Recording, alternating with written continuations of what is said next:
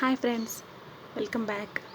ఇవాల్టి వ్లాగ్లో మా ఊర్లో వినాయక చవితికి వెళ్ళాం కదండి. సండే రోజు ఎలా చేశానో చూసేయండి. ఇవి పాలండి, పొద్దున్నే పాలు తాగుతున్నాను. మాకు ఆవు పాలండి ఇక్కడ బాగా ఫేమస్ చిత్తూరులో. పాలతో స్టార్ట్ చేసేద్దాము ఈరోజు వ్లాగ్. మార్నింగ్ ఇక ఇవాళకి వినాయక చవితి అయిపోయి 3వ రోజు కదండి. మా అత్తయ్య గారు మార్నింగే స్వామివారికి పూజ చేసి తలిగ వేసి స్వామివారిని ఈరోజు జల్దీలో కలిపేదానికి రెడీ చేస్తున్నారండి. ఈ విధంగా పూజ చేశారు, స్వామికి ప్రసాదం పెట్టి హారతి ఇచ్చేశారు. ఇక పూజకు పెట్టినటువన్నీ మొత్తము ఇలా క్లీన్ చేసేస్తున్నారండి. పండగ అయిపోయింది. ఇక ఈరోజు మార్నింగ్కి దోశలు వేసామండి. దోశలు అయిపోయాయి, జస్ట్ చూపిస్తున్నాను. ఇక ఆఫ్టర్నూన్కి చికెన్ రెడీ చేస్తున్నానండి. దానికోసం ఇలా జింజర్ గార్లిక్ పేస్ట్ ఇలా మిక్సీ పట్టుకున్నానండి.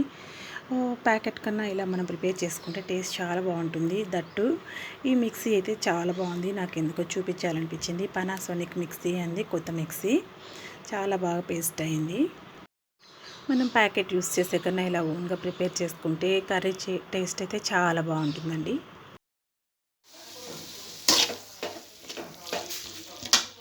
ఈ మిక్సీ అయితే చాలా యూస్ఫుల్గా ఉందండి.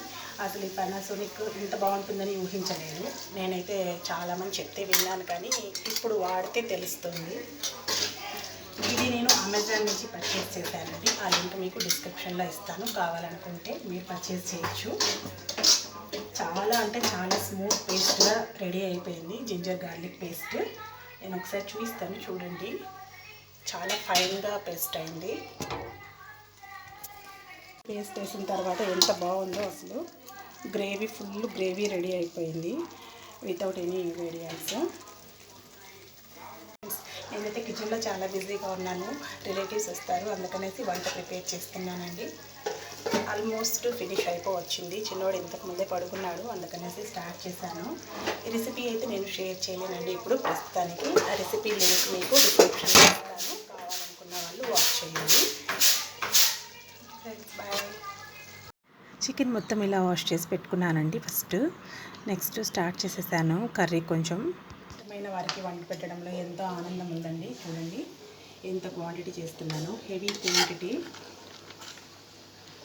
అయినా కూడా రిస్క్ ఏమనిపించట్లేదండి, హ్యాపీగానే ఉంది బంధువులు వస్తారని.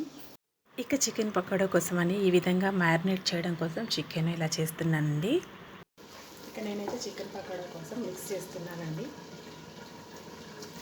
చికెన్ మొత్తం మిక్స్ చేసి దీన్ని కొంచెంసేపు మ్యారినేట్ చేసి పెడతాను. మ్యారినేట్ చేయడం వల్ల చాలా బాగుంటుంది టేస్ట్. మీరు కూడా చూసేయండి ఎలా చేస్తున్నాను.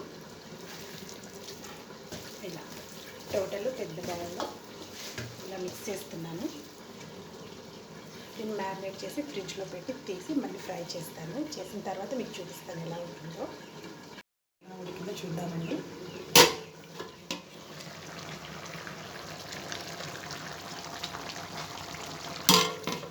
ఆల్మోస్ట్ ఉడికిపోయింది. ఇక రిమైనింగ్ మసాలాలు యాడ్ చేద్దాం. అంతా ప్రిపేర్ అయిన తర్వాత మీకు చూపిస్తాను ఎలా వచ్చిందని. ఏమో ఆల్మోస్ట్ ప్రిపేర్ అయింది. ఇక రైస్ ఏమో పక్కన పొంగొచ్చేసింది.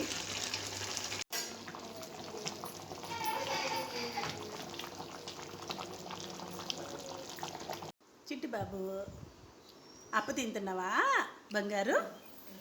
బుజ్జి బాబు, పండు బాబు ప్లేయింగ్. బాయ్ చెప్పు. Bye bye. ఇక అయితే కర్రీ ప్రిపేర్ అయిపోయిందండి. ఫైనల్గా మనము కొత్తిమీరతో గార్నిష్ చేసేద్దాము. కర్రీ రెడీ అండి.